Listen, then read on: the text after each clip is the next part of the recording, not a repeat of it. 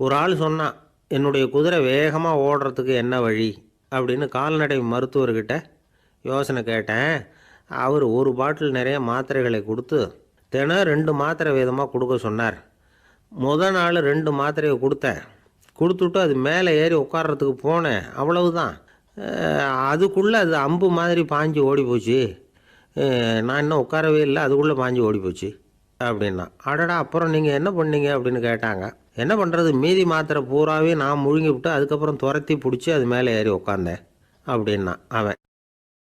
கிபி 1078 வருஷம் மார்ச் மாதம் 19ஆம் தேதி திங்கட்கிழமை அதிகாலை நேரம் ஒரு குழந்தை பிறந்தது. எங்கே தெரியுமா?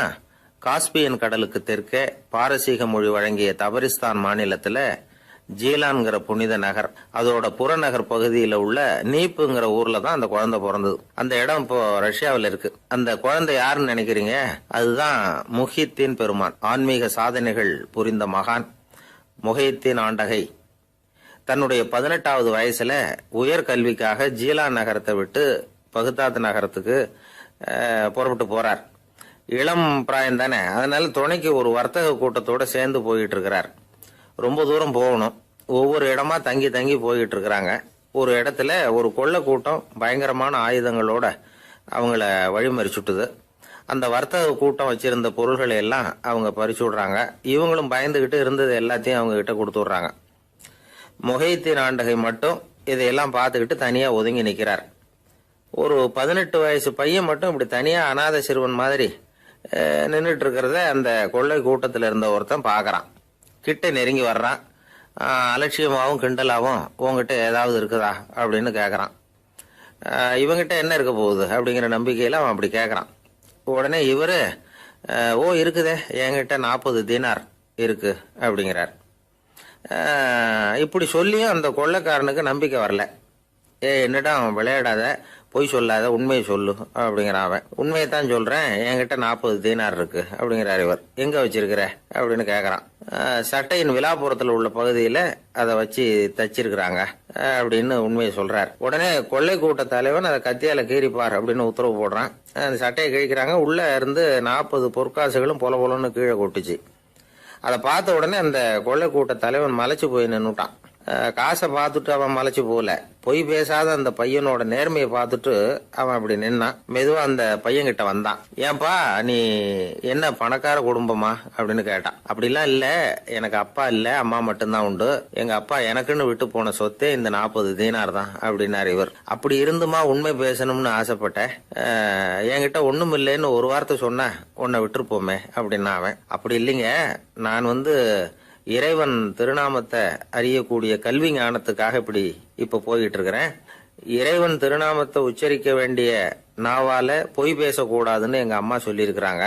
அதனால நான் எப்பவுமே பொய் சொல்ல மாட்டேன் அப்படின்னு என்னுடைய தாய்க்கு வாக்கு கொடுத்திருக்கிறேன் அப்படின்னார் அவர். முஹித்தீன் பெருமான் வார்த்தைகளை கேட்ட அந்த கொள்ளையர்கள் மனம் திருந்தி நல்லவங்களா ஆயிடுறாங்க.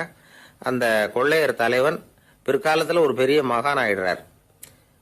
பெரியவர்கள் வாழ்க்கையில நடக்கிற இது மாதிரி சம்பவங்கள் தான் நாம நல்ல விதமா வாழறதுக்கு துணையா இருக்கும். அந்த காலத்துல கொள்ளையர்களே பெரியவங்க செயலை பார்த்து மனம் திருந்தி இருக்கிறாங்க. இந்த காலத்துல யார் இப்படி இருக்கிறா? இந்த காலத்துல மகான் ஒருத்தரை பார்த்தேன், எனக்கு வேண்டியப்பட்ட மகான். ஏங்க, நீங்களும் மகான் ஆகிறதுக்கு முன்னாடி கொள்ளை அடிச்சுட்டு இருந்தீங்களா அப்படின்னு கேட்டேன். அவர் மெதுவா கண்ணை திறந்து என்ன நிமிர்ந்து பார்த்தார். அப்படி இல்லப்பா, நான் கொள்ளை அடிக்கிறதுக்காகத்தான் மகானாவே ஆகி இருக்கிறேன் அப்படின்னு சொல்லிவிட்டு மறுபடியும் கண்ணை மூடிட்டார்.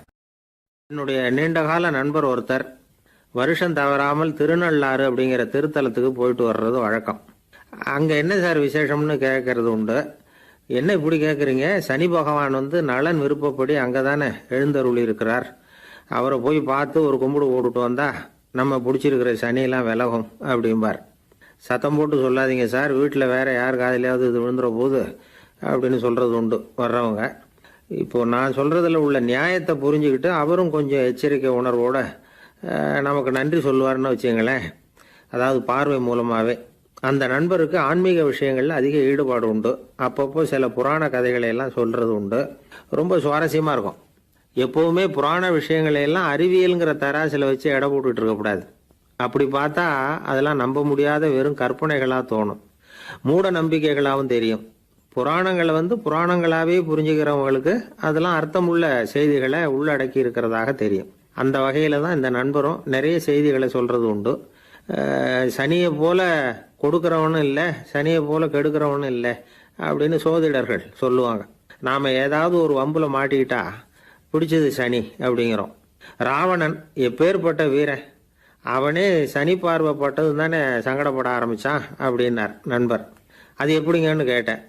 அவர் சொல்ல ஆரம்பித்தார், இந்த ராவணன் இருக்கானே நவ கிரகங்களையும் பிடிச்சி கொண்டுட்டு வந்து தன்னுடைய சிம்மாசனத்தில் அப்படியே படிகளாக போட்டு வச்சுட்டானான், ஒவ்வொரு படியாக. பாவம் அந்த 9 தேவதைகளும் ஒவ்வொரு படியாக குப்புற கிடக்குறாங்க. நவக்கிரகம் நம்மளை ஆட்டி படைக்குதுன்னு நாம் சொல்லிகிட்டு இருக்கிறோம். ஆனால் அந்த நவக்கிரகங்களை ராவணன் எப்படி வச்சுருந்தான் பாருங்கள். எல்லாரையும் சிம்மாசனத்துக்கு பக்கத்தில் படிப்படியாக போட்டு வச்சுருக்கிறான். காலை அது மேலே வச்சு தான் ஏறி போகணும். வேறு வழி இல்லாமல் எல்லாரும் குப்புற விழுந்து கிடக்குறாங்க. ராவணன் வந்து ஒவ்வொரு தடவையும் இவங்க முதுகில் அடி வச்சு ஏறி தான் அந்த சிம்மாசனத்துக்கு போகிறது வழக்கம். இப்படி நடந்துக்கிட்டு இருக்கிறது நாரதர் கண்ணில் போட்டுட்டு தான். அவர் சும்மா இருப்பாரா? யோசனை பண்ணார் என்ன செய்யலாம் அப்படின்னு.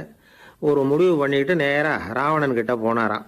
ராவணா, நீ வந்து நவக்கிரகங்களை பிடிச்சி கொண்டாந்து உன்னுடைய சிம்மாசனத்துக்கு படிகளாக போட்டு வச்சிருக்கிற, அது உன்னுடைய வீரத்தை காட்டுது. இருந்தாலும் ஒரு விஷயத்தை நீ யோசிச்சு பார்க்கணும். ஒவ்வொரு தடவை நீ சிம்மாசனத்துக்கு போகும்பொழுதும் நவக்கிரகங்களின் முதுகலை அடி வச்சு நீ ஏறி போற, அது உனக்கு பெருமை கிடையாது. அவங்களுடைய மார்புல அடி வச்சு ஏறி போகணும், அதுதான் உனக்கு பெருமை அப்படின்னாராம். இவர் சொல்றதும் சரிதானே அப்படின்னு யோசிச்சிருக்கான் ராவணன். உடனே குப்புற கிடந்த நவக்கிரகங்களை திருப்பி மல்லாக்க போட்டான். அவங்க மார்புல அடி வச்சு மேலே ஏறி சிம்மாசனத்துக்கு போனானா. அப்படி போயிட்டு இருக்கும் பொழுது சனி பகவானின் பார்வை அவன் மேலே பட்டுதான். அவ்வளவுதான். என்னாச்சு தெரியுமா? சூர்பனகை தேடி வந்தா. சீதையோட அழகை பற்றி தன்னுடைய அண்ணங்கிட்ட சொல்ல ஆரம்பிச்சுட்டா. விவகாரம் ஆரம்பமாயிட்டுது. அதுதான் சனியினுடைய வேலை அப்படின்னு சொல்லி இந்த கதையை சொல்லி முடிச்சார் என்னுடைய நண்பர். ஆக சனியின் பார்வை வந்து நம்ம பேல படாமல் பார்த்துக்கிறது தான் நல்லதுங்கிறீங்க அப்படின்னு. ஆமாம் சார், இப்போ கூட நான் வந்து உங்கள் வீட்டுக்கு வந்திருக்கிறதே ஒருத்தருடைய பார்வை என் மேலே படக்கூடாதுங்கிறதுக்காகத்தான் அப்படின்னார். யாருங்க அதுன்னு என்னுடைய மாமனார் சார். அவசரத்துக்கு அவர்கிட்ட கொஞ்சம் கடன் வாங்கிவிட்டேன். நம்ம மாப்பிள்ளை தானேன்னு சொல்லி அவர் விட்டு கொடுக்கறதுக்கு தயாராக இல்லை. இன்னைக்கு இப்போ அவர் எங்கள் வீட்டுக்கு வரக்கூடிய நேரம், அதுதான் அவர் பார்வையிலேருந்து படாமல் தப்பிக்கலாங்கிறதுக்காக இங்கே வந்துட்டேன் அப்படின்னார். பார்வை படணும்னு இருந்தால் பட்டுத்தான் தீரும் போல இருக்கு அப்படின்னா. என்ன சார் சொல்கிறீங்கன்னார் ஒன்றும் புரியாமல். நீங்கள் இங்கே தான் வருவீங்கன்னு அவருக்கு ஏற்கனவே தெரியும் போல இருக்கு.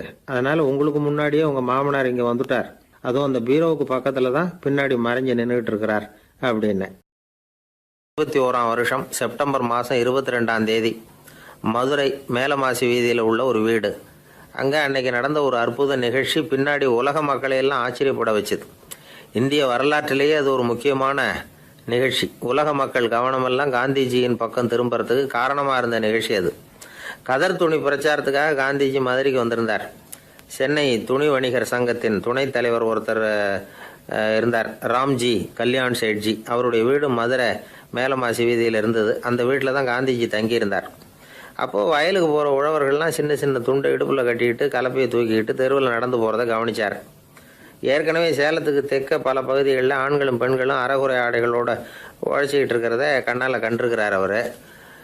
இந்தியரின் சராசரி உடை இவ்வளவு தான் அப்படிங்கிறத புரிஞ்சுக்கிட்டார். மனசை இன்னும் பண்ணியிருக்குது. ராத்திரி பூரா அதை பற்றியே யோசனை.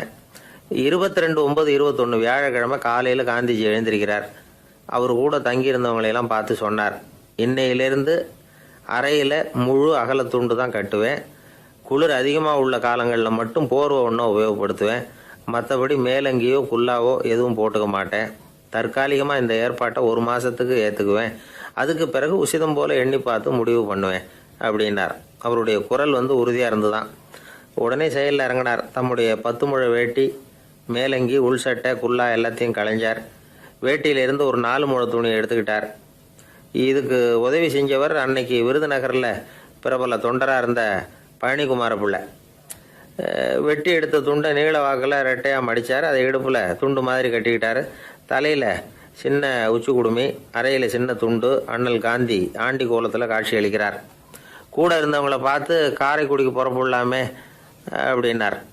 அவர் நண்பர்களும் சீடர்களும் திகைச்சு போய் நிற்கிறாங்க. இந்த விரதம் நிரந்தரமாக ஆகிடுமோங்கிற பயம் அவங்களுக்கு. எப்படியோ இந்த விவரம் ராஜாஜிக்கு அன்னைக்கு பிரபலமாக விளங்கின தேசபக்தர் டாக்டர் TSS ராஜனுக்கு எட்டுச்சு. உடனே 2 பேரும் ஓடி வந்தாங்க. வேண்டாமே இந்த கோலம் அப்படின்னாங்க. காந்திஜி தன்னுடைய முடிவில் உறுதியாக இருந்தார். ராஜாஜி என்னென்னமோ வாதமெல்லாம் பண்ணி பார்த்தார். உங்களுடைய வாதத்துக்கு என்னால் பதில் சொல்ல முடியல, இருந்தாலும் நான் செய்கிறது தான் சரிங்கிறதுல எனக்கு சந்தேகம் இல்லை. இன்றைக்கி அதிகாலை 3 மணி இருக்கும், நான் ஓரளவு விழிச்சுக்கிட்டேன். அதாவது உறக்கமும் விழிப்புமாக இருந்த நிலையில் எனக்கு இந்த எண்ணம் உண்டாச்சு. இது என்னுடைய அந்தராத்மாவின் ஆணை, அதை என்னால் மீற முடியாது அப்படின்னு சொல்லிவிட்டாராம் காந்திஜி. கதர் பிரச்சாரத்துக்காக காரைக்குடிக்கு கிளம்பினார். வாசலில் 4 மோட்டார் வண்டிகள் காத்துக்கிட்டு இருந்தது.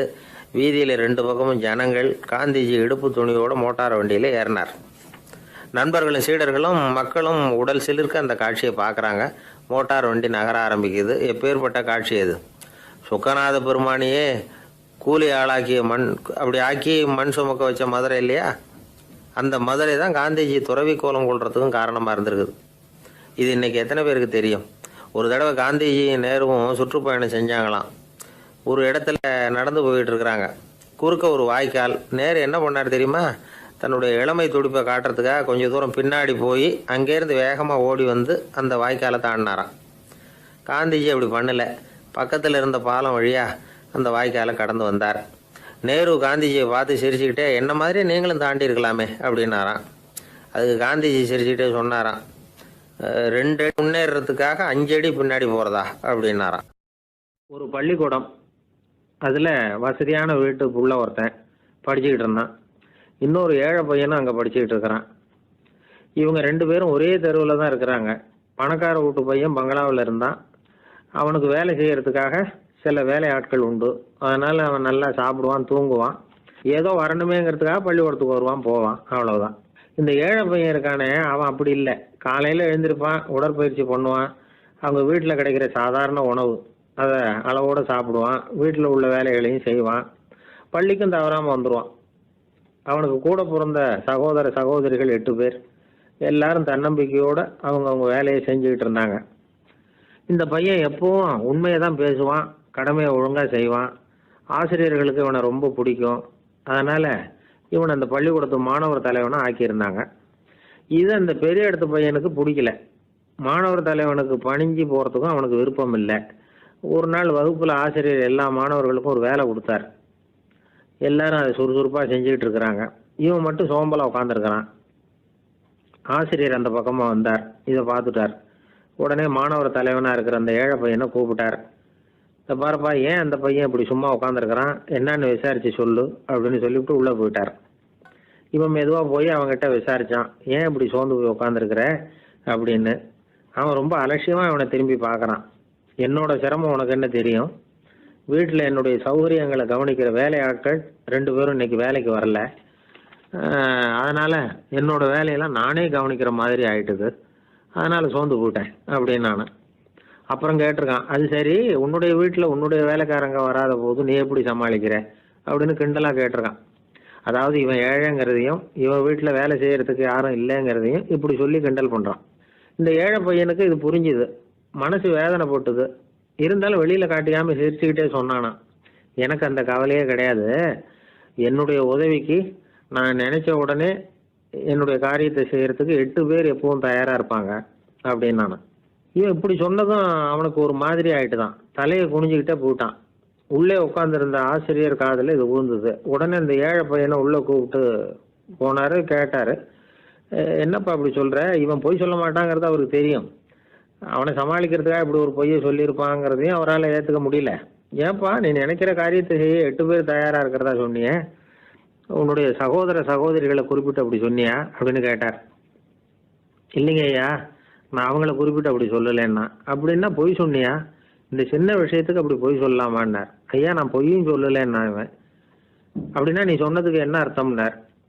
இப்போ அந்த பையன் சொல்கிறான், ஐயா, நான் நினைக்கிறத செய்து முடிக்க என் கூட இருக்கிற அந்த 8 பேர் யாருன்னா 2 காலு, 2 கை, வாய், மூக்கு, கண்ணு, காது, ஆக மொத்தம் 8. இவங்க தான் அந்த வேலை ஆட்கள். நான் சொல்கிறத செய்யறதுக்கு, நான் சொல்கிறத கேட்கறதுக்கும் செய்யறதுக்கும் அவங்க எப்பவும் தயாராக இருக்காங்க. அந்த அளவுக்கு என்னுடைய பயிற்சிகள், பழக்க வழக்கங்கள் மூலமாக அவங்கள நல்ல நிலைமையில் வச்சிருக்கிறேன் அப்படின்னா. இந்த கதையை சுவாமி சின்மயானந்தர் சொல்கிறது வழக்கம். இயற்கை நமக்கு கொடுத்துருக்கிற வேலை ஆட்கள் இந்த 8.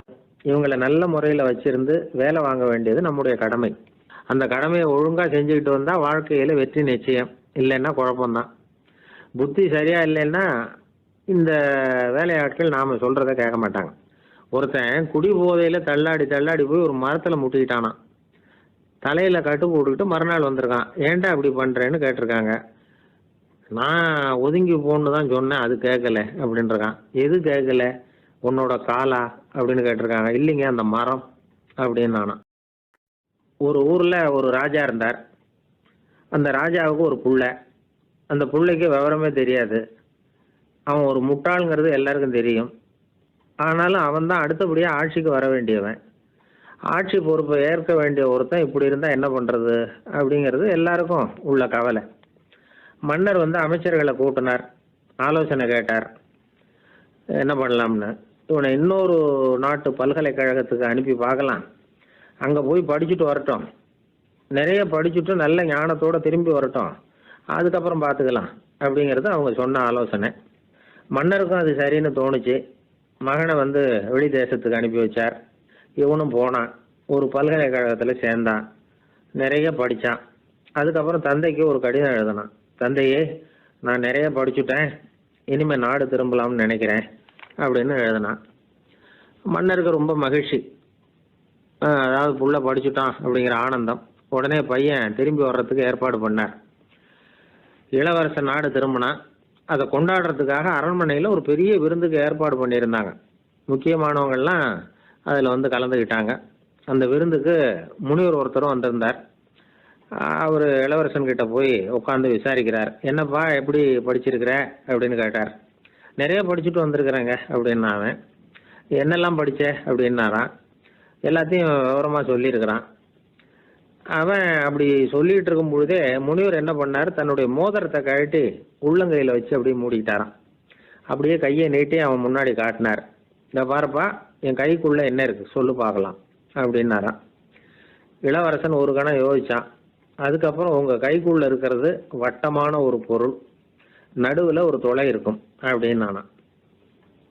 முனிவர் தகச்சு போட்டார். பையன் பெரிய அறிவாளி ஆகிட்டான் போல இருக்க அப்படின்னு நினச்சிட்டார். அதுக்கப்புறம் கேட்டார், சரி, என் கையில் இருக்கிறது வட்டமான பொருள், நடுவில் துளை இருக்குங்கிறத சொல்லிவிட்டேன், அதோட பேர் என்ன, அதை சொல்லு அப்படின்னாரான். இளவரசன் கொஞ்சம் யோசனை பண்ணியிருக்கான். அப்புறம் சொன்னானா, முனிவரே, நான் படித்த விஞ்ஞானம் உங்களுக்கு பதில் சொல்கிறதுக்கு உதவலை, இருந்தாலும் பதில் சொல்கிறேன், அது ஒரு வண்டி சக்கரம் அப்படின்னானா. இப்போ தான் முனிவர் யோசிச்சாராம். அவருக்கு புரிஞ்சுதான். அதாவது முட்டாளை படிக்க வைக்கலாம், ஆனால் சிந்திக்க வைக்க முடியாது அப்படிங்கிறத அவர் புரிஞ்சுக்கிட்டாராம். தகவல் அறிவு ஞானமாகாது அப்படிங்கிறார் ஓஷோ. ஏன்னா தகவல்கள் மாறுதலை ஏற்படுத்துறதில்ல, ஆனால் ஞானம்ங்கிறது மாறுதலால் உண்டாகக்கூடிய ஒன்று. அதுதான் ரெண்டுக்கும் உள்ள வித்தியாசம். மனம் சரியான வழிக்கு வரணும், அதுக்கப்புறம் படிக்கிற கல்வி தான் உண்மையான கல்வி. சரி, மனம் சரியாக வர்றதுக்கு என்ன வழி அப்படின்னு கேட்டால், மனிதன் முழு மாறுதலுக்கான வழிமுறை தியானம்தான் அப்படிங்கிறார் அவர். அதனால தான் நிறைய படிச்சிருக்கேன்னு சொல்கிறவன் எல்லாம் ஞானம் உள்ளவன் நினச்சிடக்கூடாது. ஒருத்தர் இன்னொரு பெரிய மனிதரை அழைச்சிட்டு அறிமுகப்படுத்தினாராம். சார் நிறைய படிச்சிருக்கார், 3 MA வாங்கியிருக்கார், ஆனால் ஒரு விஷயம், அப்பப்போ கொஞ்சம் திருடுவார், அவ்வளவுதான், மற்றபடி அவர் ஒரு பெரிய அறிவாளி தான் அப்படின்னாராம். ஒருத்தர் குதிரை ரேஸுக்கு போனார், பணம் கட்டினார், தோற்று போயிட்டார். மறுபடியும் போனார், பணம் கட்டினார், தோற்று போனார். அடுத்த தடவையும் பணம் கட்ட போனப்போ அவரை தடுத்து கேட்டோம், ஏன் சார், ஏற்கனவே விட்டது போதாதா, இன்னமும் இருக்கிறத விடணுமா அப்படின்னு கேட்டோம். விட்டதையெல்லாம் மொத்தமாக எடுக்க வேணாமா சார், அதுக்காக தான் தொடர்ந்து பணம் கட்டுறேன்னார் அவர். இவரை திருத்துறது ரொம்ப கஷ்டம். இது ஒரு மனநோய். மனநோய்களில் பல வகை உண்டு. மனநோய்கள் பிரிவு அட்டவணையில் சூதாட்டம்ங்கிறது அவதியுறும் நோய் அப்படிங்கிற தலைப்பில் வருது. சூதாட்டம் 2 வகைப்படும்னு சொல்கிறாங்க உளவியல் நிபுணர்கள். ஒரு வகை எப்படின்னா, நண்பர்களோடு சேர்ந்துக்கிட்டு மகிழ்ச்சியும் கிளர்ச்சியும் அடையிறதுக்காக ஈடுபடுறது. பிரச்சனைகளை தீர்க்கறதுல ஒரு ஆர்வம், கேளிக்கைக்காக கொஞ்சம் விட்டு பிடிக்கிறது அப்படிங்கிற மனுஷனுடைய அடி மனசில் உள்ள விபரீத பிணைய சுபாவம், இதெல்லாம் அதுக்கு காரணம். இன்னொரு வகை எப்படின்னா, சூதாட்டத்தில் ஈடுபட்டு ஒரு கட்டாய நிலைமைக்கு ஆளாயிடுறது. ஈடுபடு அப்படின்னு மனசு ஒரு வெறித்தன்மையை தூண்டிக்கிட்டே இருக்கும். இப்படிப்பட்டவங்களுக்கு நாம் தோத்துக்கிட்டு இருக்கோங்கிறது தெரியும், நாம் ஜெயிக்கிறதுக்கான சந்தர்ப்பம் இல்லைங்கிறதும் தெரியும். இதனால் நமக்கும் கஷ்டம், நம்ம சுற்றி இருக்கிறவங்களுக்கும் கஷ்டங்கிறதும் புரியும். அப்படி இருந்தும் சூதாடுவாங்க. இதுக்கு காரணம் சூதாடியின் பகற்கனவு அப்படிங்கிறாங்க நிபுணர்கள். இந்த நிலைமைக்கு கட்டாய சூதாட்டம் அல்லது நிர்பந்த சூதாட்டம் அப்படின்னு பேர் வச்சிருக்கிறாங்க. இப்படிப்பட்ட ஆசாமி இருக்கிறது பூரா விட்டுருவான், கடன் வாங்குவான், திருடுவான், இருந்தாலும் என்னைக்காவது ஒரு நாள் ஜெயிச்சிருவேன் அப்படின்னு சொல்லிக்கிட்டே இருப்பான். விட்டதை எடுத்துருவேங்கிற ஒரு நம்பிக்கை சுடர் அவனுக்குள்ளே எரிஞ்சிக்கிட்டே இருக்கும். இவனை மனநோயாளி அப்படின்னு சொல்லிட முடியாதான். என்ன காரணம்னா, இது மாதிரி ஆளுங்க கிட்ட மன போராட்டமோ கவலையோ பதட்டமோ இருக்கிறது இல்லை. சில விசேஷமான குணங்கள் இவங்க கிட்ட உண்டு.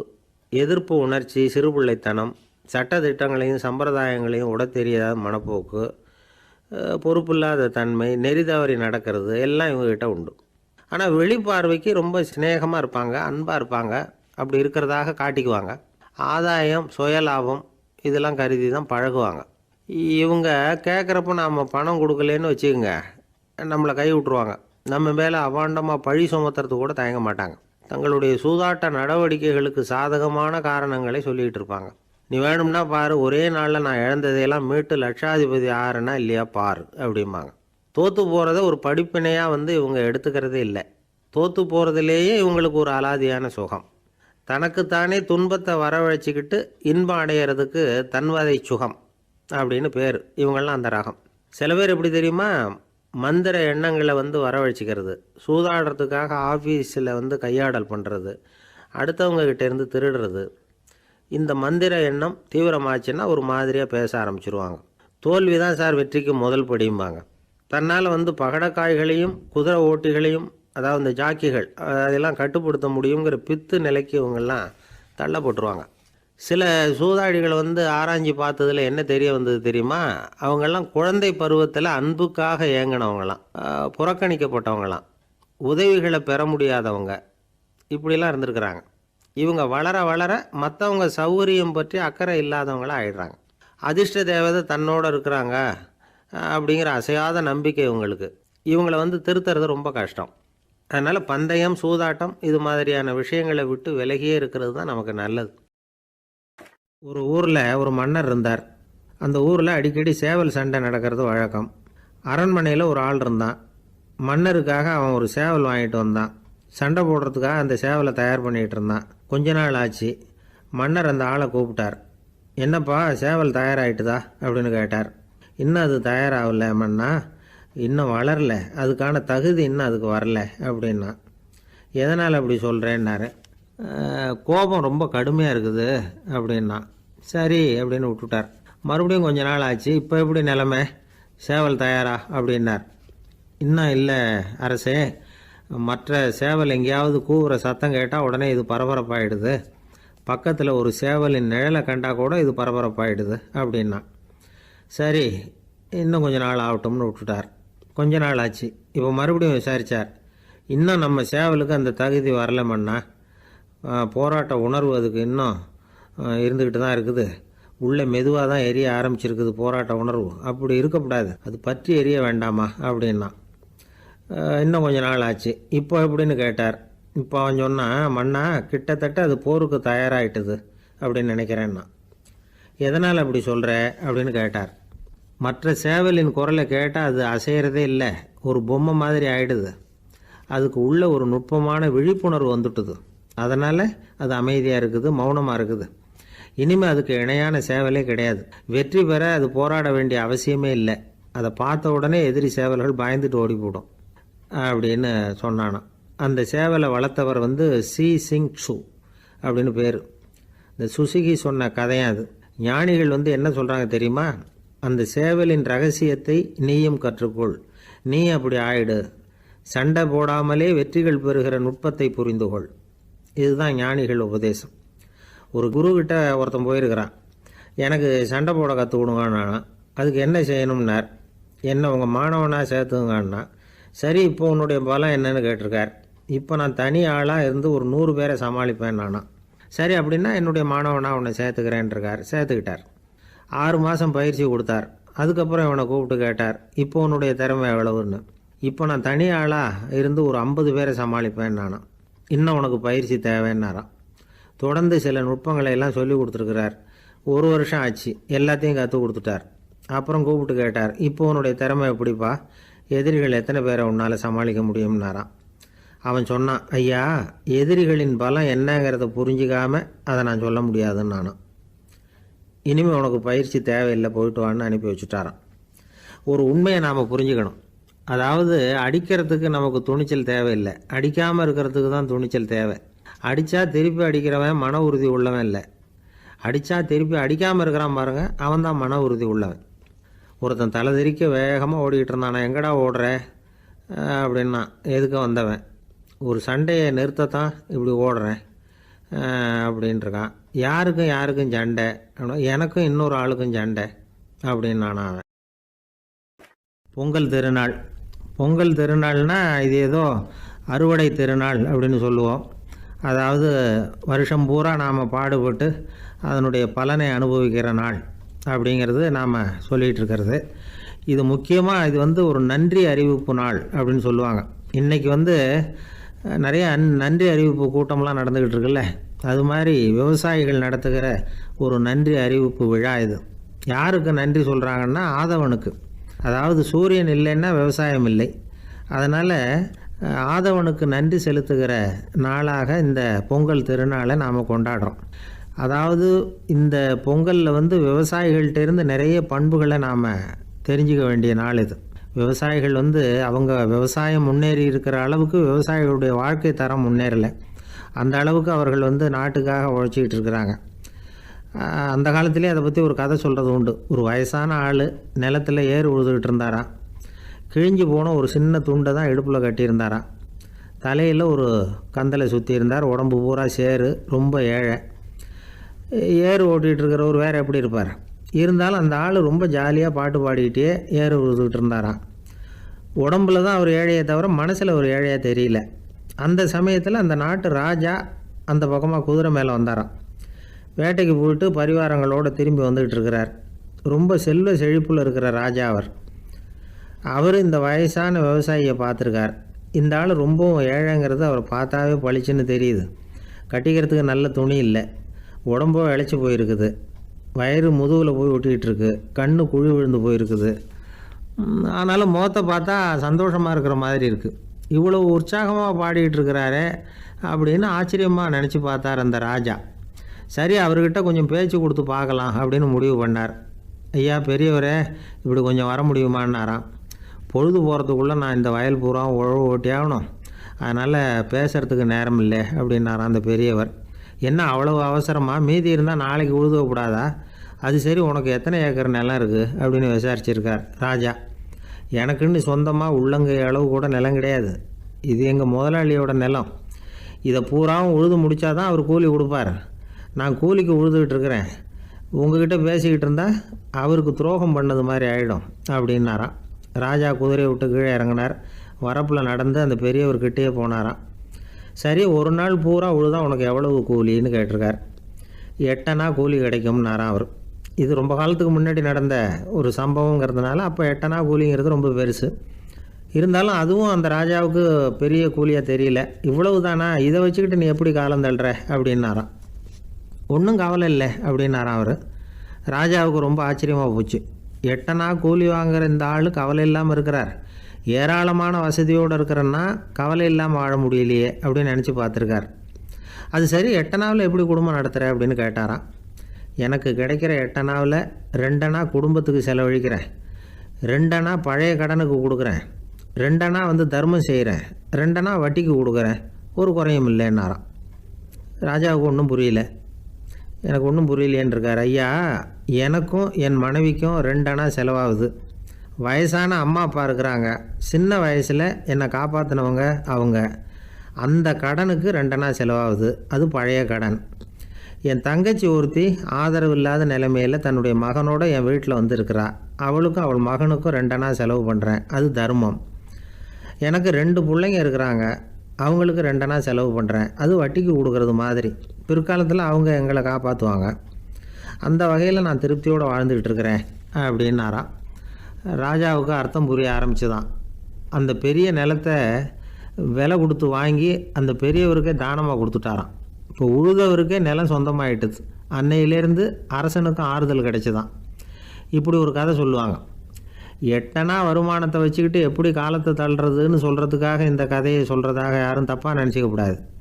கிடைக்கிறத எப்படி பங்கு போடுறார், எப்படி திருப்தியாக வாழறார் அப்படிங்கிறது தான் முக்கியம். அது மாதிரி இன்றைக்கு இந்த பொங்கல் திருநாளில் உழவர்கள் மனசு மகிழ்ச்சியாக இருந்ததுன்னா அது எல்லாரும் மகிழ்ச்சியாக இருக்கிறது மாதிரி அர்த்தம். அதனால் அவர்கள்ட்டேருந்து நாம் பாடம் கற்றுக்கணும். சில உழவர்கள் தங்கள் நிலத்தில் விளையிறத தாங்கள் சாப்பிட மாட்டாங்க. அடுத்தவங்கள்ட்ட விற்றுட்டு சந்தையில் போய் வேறு அரிசி வாங்கிட்டு வந்து தான் இவங்க சாப்பிடுவாங்க. அப்படிப்பட்ட விவசாயிகள்லாம் இது உண்டு. பங்கிடுகிற பண்பை உழவர்கள்ட்டேருந்து கற்றுக்கொள்ளுங்கள் அப்படிம்பாங்க.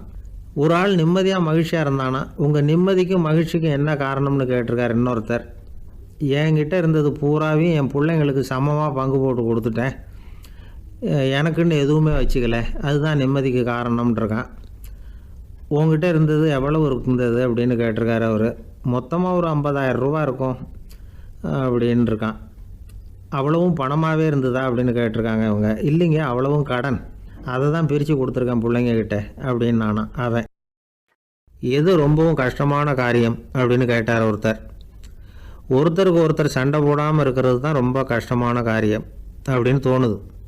ஒரு நாட்டுக்கும் இன்னொரு நாட்டுக்கும் சண்டை, நாட்டுக்குள்ளேயே ஒரு குரூப்புக்கும் இன்னொரு குரூப்புக்கும் சண்டை. ஏன் சண்டை போட்டுக்கிறீங்கன்னு கேட்டு பாருங்கள். நாங்கள் சமாதானத்துக்காக தான் சண்டை போட்டுக்கிறோம் அப்படிம்பாங்க. வாழறதுக்காக பிறந்த மனுஷன் லட்சியத்துக்காக உயிரை விட தயார் அப்படின்னு சொல்லிகிட்டு இருப்பான். அப்படி உயிரை விடுறவங்கள நாமளும் பாராட்டுவோம். ஆனால் ஒன்றுமில்லாத விஷயங்களுக்கெல்லாம் சண்டை போடுறவங்களெல்லாம், அப்படிப்பட்டவங்களையும் சரி உயிரை விடுறவங்களையும் சரி என்னென்னு சொல்கிறது, யுத்தங்களாலேயும் சண்டைகளாலேயும் நாம் அடையிறது என்னங்கிறது ஒரு பக்கம் இருக்கட்டும், இழக்கிறது என்ன தெரியுமா? ஏராளமான உயிர்கள். ரத்தம் சிந்துறதுக்கு நான் தயார் அப்படின்னு மார்தட்டி சொல்லலாம். ஆனால் ரத்தம் சிந்தினா உயிர் காத்துக்கிட்டு இருக்க தயார் இல்லை. அதாவது உயிர் நமக்காக காத்துக்கிட்டு இருக்க தயார் இல்லை. இழக்கிற ரத்தத்தை ஈடுகட்டினா தான் உயிரை காப்பாற்ற முடியும். அதனால் இது சம்மந்தமாக ஆராய்ச்சி செய்கிற கட்டாயம் ஏற்பட்டு போச்சு. அதோட விளைவாக புதுசாக ஒன்றை கண்டுபிடிச்சிருக்கிறாங்க. அதுதான் செயற்கை ரத்த பொடி. இப்போ இந்த திடீர் சாம்பார் பொடி, திடீர் ரசப்பொடி, திடீர் காப்பி பொடி இப்படிலாம் சொல்கிறோம்ல, அது மாதிரி இது திடீர் ரத்த பொடி. இஸ்ரேல் ஒரு சின்ன நாடு, மக்கள் தொகை குறைச்சல், அதோட போர்கள் வேறு. அதனால் காயம்பட்டவங்களை காப்பாற்றியே தீர வேண்டிய கட்டாயம். காப்பாற்றணும்னா ரத்த இழப்பை தடுக்கணும். அப்படின்னா உடனடியாக புது ரத்தம் செலுத்தி ஆகணும். திடீர்னு ரத்தம் வேணும்னா எங்கே போகிறது? அதுவும் கிடைக்கிற ரத்தம் சேர்கிற குரூப்பாக இருக்கணும். ஒரு வேடிக்கை பார்த்தீங்களா, நான் வேறு குரூப்பு நீ வேறு குரூப்புன்னு இவன் சண்டை போடுறான். இதில் அடிபட்டவனுக்கு ரத்தம் கொடுக்க போனால் அதுலேயும் அது வேறு வேறு குரூப்பாக இருக்குது. அது ரத்தமும் வேறு வேறு குரூப்புன்னு சொல்லிகிட்டு இருக்குது. எந்த குரூப்பு ரத்தம் வேணும், அது உடனடியாக கிடைக்கலன்னா என்ன பண்ணுறது? இப்படிப்பட்ட கஷ்டம்லாம் நமக்கு வந்துடுது. இதுக்காக தான் விஞ்ஞானிகள் இந்த ரத்த பொடியை கண்டுபிடிச்சிருக்கிறாங்க. அதாவது ஒரு ஆள் அடிபட்டு போட்டான்னு வச்சுங்களேன், அவனுக்கு ரத்தம் கிடைக்கல, உடனே என்ன பண்ணலாம்? இந்த சுத்தப்படுத்தப்பட்ட தண்ணீரை கொஞ்சம் எடுத்துக்க வேண்டியது, அதில் இந்த ரத்த பொடியை கரைக்க வேண்டியது. இப்போ இந்த செயற்கை ரத்தம் தயாராகிட்டுது. இதை அந்த ஆள் உடம்புல ஏற்றி விட்டுற வேண்டியது. இயற்கையாக நம்ம உடம்புல இருக்கிற ரத்தம் என்னென்ன வேலை செய்யுதோ அதே வேலையை இதுவும் செய்யும். அதாவது ஆக்சிஜனை உடம்புல எல்லா இடத்துக்கும் எடுத்துகிட்டு போகுது.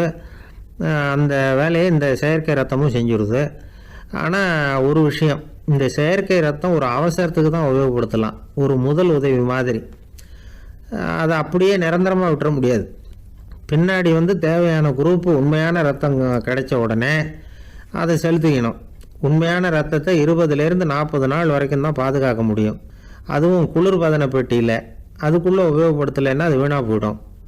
இந்த ரத்த பொடி அப்படி இல்லை, எவ்வளோ நாள் வேணும்னாலும் அப்படியே வச்சுருக்கலாம், குளிர்பதன பெட்டியும் தேவையில்லை. ஆனால் ஒன்று, இது தண்ணியில் கலந்து செயற்கை ரத்தமாக ஆக்கிவிட்டா அதோட வலு 72 மணி நேரம் தான், அதாவது 3 நாள். அதுக்குள்ளே அந்த ஆசாமியை எங்கேயாவது ஆஸ்பத்திரிக்கு தூக்கிட்டு போய் உண்மையான ரத்தத்தை கொடுத்துடணும். சண்டையில் அடிபடுறவங்க, சாலை விபத்தில் அடிபடுறவங்க, இவங்களுக்கெல்லாம் அவசரத்துக்கு கை கொடுத்து உதவுறது இந்த செயற்கை ரத்த பொடி. அதுக்கப்புறம் நாம் கொடுக்குற ரத்தம் தான் அவங்கள காப்பாற்றணும். இன்றைக்கி ரத்தத்தை தானமாக கொடுக்க தயாராக இருக்கிற நல்ல உள்ளங்கள் ஏராளம். எவ்வளவு ஆக்சிடெண்ட்டு, ஆப்ரேஷன், இதில் சம்மந்தப்பட்டவங்களை காப்பாற்றுறது நாம் தானமாக கொடுக்குற ரத்தம் தானே. ஒரு ஆக்சிடெண்ட்டு, ஒரு ஸ்கூட்டர் ஒரு ஆள் மேலே மோதி விட்டுது, பார்த்து வரக்கூடாதா அப்படின்னா அந்த ஆள், நீ தான் பார்த்து நடக்கணும், ஏன்னா 20 வருஷமாக நான் அந்த ஸ்கூட்டரை ஓட்டிகிட்டு இருக்கிறேன் அப்படின்னு நானா இவன். இதுக்கு அவன் சொன்னானா, நீ தான் பார்த்து ஓட்டணும், ஏன்னா 40 வருஷமாக நான் இப்படி நடந்துக்கிட்டு இருக்கிறேன் அப்படின்னு நானா. ஒரு நண்பர் இருக்கார், எப்போ பார்த்தாலும் கையில் ஒரு புத்தகம் இருக்கும். புத்தகம் இல்லாமல் எங்கேயும் புறப்பட மாட்டார். எதுக்காக இப்படி எடுத்துகிட்டு போகிறீங்க அப்படின்னு கேட்டால், எனக்கு இது ஒரு நல்ல நண்பன் மாதிரி, இந்த காலத்தில் எங்கே போனாலும் காத்திருக்க வேண்டியிருக்கு, அது மாதிரி சமயத்தில் நான் நண்பன் கூட பேசிக்கிட்டு இருப்பேன் அப்படிம்பாரான். ஒருத்தர் ஒரு பெரிய அரச பதவியில் இருந்தார். அவர் பதவியிலிருந்து இறங்க வேண்டிய சூழ்நிலை. அரசு கொடுத்துருந்த வீட்டை விட்டுட்டு வெளியில் வர்றார். வரும்போது 2 கையிலையும் 2 பெட்டியை எடுத்துகிட்டு வந்தாராம். சார், உங்களுடைய உடைமைகள் அப்படின்னு கேட்குறாங்க அங்கே இருந்த ஊழியர்கள். இவர் தன்னுடைய கையில் இருக்கிற பெட்டியை காட்டி, இதுதான் என்னுடைய சொத்து அப்படின்னாராம். ஒரு பெட்டியில் அவருடைய உடைகள், இன்னொரு பெட்டியில் அவர் விரும்பி படிக்கிற புத்தகங்கள். அவ்வளவுதான். இதுதான் இருந்துதான். புத்தகம் படிக்கிறது மனசுக்கு நல்லதுங்கிறது நமக்கு தெரியும். புத்தக வாசிப்பு உடம்புக்கும் நல்லதுங்கிறாங்க. அது நமக்கு ஆச்சரியமாக தான் இருக்குது. ஒரு நபர் ஒரு வருஷத்தில் சராசரியாக 2000 பக்கங்களை படிச்சிருக்கணுமா, யுனெஸ்கோ பரிந்துரை. ஆனால் நம்ம நாட்டில் நாம் சராசரியாக படிக்கிறது 32 பக்கங்கள். அவ்வளவுதான். இவ்வளவுக்கு நம்ம நாட்டில் 6000க்கும் மேற்பட்ட நாளேடுகள், 2000க்கும் மேற்பட்ட இதழ்கள், மலர்கள், இவ்வளவு இருந்தும் சரியாக வரல. இந்த உலகத்தில் முதல் நூலகம் எங்கே எப்போ ஆரம்பமாச்சு தெரியுமா? கிமு 2500 ஆண்டில் அது ஆரம்பமாயிருக்குது. பாபிலோனியாவில் அமில் அணு அப்படிங்கிற அரசன் தான் நூலகத்தை உருவாக்கி இருக்கிறான். அப்போல்லாம் தாள் கிடையாது, களிமண் தான். களிமண் பலகைகளில் எழுதி அதை தொகுத்து அப்படியே நூலாக்கி அதை நூலகத்தில் வச்சுருப்பாங்களாம். அரசருடைய நூலகத்தில் 1000க்கும் மேற்பட்ட நூல்கள் இருந்ததாக வரலாற்று குறிப்பு இருக்குது. அது மட்டும் இல்லை, அந்த நூலகத்தில் பொருள் வாரியாக, அதாவது சப்ஜெக்ட் வாரியாக புத்தகங்களை வகைப்படுத்தி வச்சுருந்தாங்களாம். அதில் மிச்சம் இருந்த ஒரு 25 களிமண் பலகை புத்தகங்கள் இன்னைக்கும் பிரிட்டிஷ் அருங்காட்சியகத்தில் இருக்குதான். அச்சு தாள் இதெல்லாம் ஏற்பட்டதுக்கு அப்புறம் அமைக்கப்பட்டது தான் பிரான்சில் இருக்கக்கூடிய பாரிஸ் நூலகம். 1480 பிரெஞ்சு மன்னர் 11ஆம் லூயி இந்த நூலகத்தை அமைச்சாராம். ஆனால் அப்பெல்லாம் அரசர்கள் மட்டும்தான் நூலகத்தை பயன்படுத்த முடியுமா. அதுக்கப்புறம் 17ஆம் நூற்றாண்டில் இந்த முறை மாறி பொதுமக்கள் அங்கே போகலாம், படிக்கலாம் அப்படிங்கிற நிலைமை வந்துதான். போட்லியன் நூலகம் அப்படின்னு அதுக்கு பேர், பாரிஸ் நகரத்தில் இருக்குது. அங்கே தான் நூல்களின் பட்டியல் தயாரிப்பு பணி ஆரம்பமாச்சு. கல்வி வளர்ச்சியையும் நூலகத்தையும் இணைச்சவர் நெப்போலியன் போனபார்ட். முன்பணம் செலுத்தி புத்தகத்தை படிக்கிற முறையையும் அவர் தான் கொண்டுட்டு வந்தாராம். மக்கள்கிட்ட வசூலிக்கிற வரியின் ஒரு பகுதியை நூலகத்துக்கு பயன்படுத்தினவரும் அவர் தானா. நெப்போலியன் நூலகத்தில் உலகத்தில் உள்ள எல்லா மொழி நூல்களும் இருக்குதான். அங்கே ஒரு தமிழ் நூலும் இருந்திருக்குது. அது என்னென்னா கம்பராமாயணம். சோவியத் யூனியனுக்கு படையெடுத்து போனப்போ அங்கேருந்து லட்சக்கணக்கான புத்தகங்களை இந்த பனிச்சறுக்கு வாகனங்கள் இருக்குல்ல, அதில் கொண்டுகிட்டு வந்ததாக வரலாறு. அடுத்தபடியாக குறிப்பிட்டு சொல்லத்தக்க நூலகம் எதுன்னா பிரிட்டிஷ் நூலகம். மிக பழைய கையெழுத்து பிரதியெல்லாம் கூட அங்கே இருக்குது. 1753 ஆரம்பமாச்சு. அதில் உள்ள நூல்களை வரிசையாக அடுக்கினா 180 கிலோமீட்டர் நீளத்துக்கு வருமா. மிகப்பெரிய நூலகம் அமெரிக்க தலைநகர் வாஷிங்டனில் இருக்குதான். இந்தியாவை பொறுத்த வரைக்கும் பெரிய பழைய நூலகம் எதுன்னா கல்கத்தா நூலகம். எல்லா இந்திய மொழி நூல்களும் இங்கே உண்டு. மகாகவி பாரதியார் நடத்தின இந்தியாங்கிற இதழின் எல்லா பிரதிகளும் அங்கே பாதுகாப்பாக இருக்குது. படிக்கும் பழக்கம் இங்கே வளர வேண்டியிருக்குது. ஒருத்தர்கிட்ட ஒரு புஸ்தகத்தை கொடுத்து விமர்சனம் எழுத சொல்லியிருந்தாங்க. கொஞ்ச நாள் கழித்து அவரை போய் பார்த்து, என்னங்க புஸ்தகத்தை படித்து பார்த்தீங்களா அப்படின்னு கேட்டாங்களாம். இதுக்கு அவர் சொல்லியிருக்கிறார், இன்னும் நான் படித்து பார்க்கலிங்க, இப்போ தானே விமர்சனமே எழுதி முடிச்சிருக்கிறேன், இனிமே தான் படிக்கணும் அப்படின்னார்.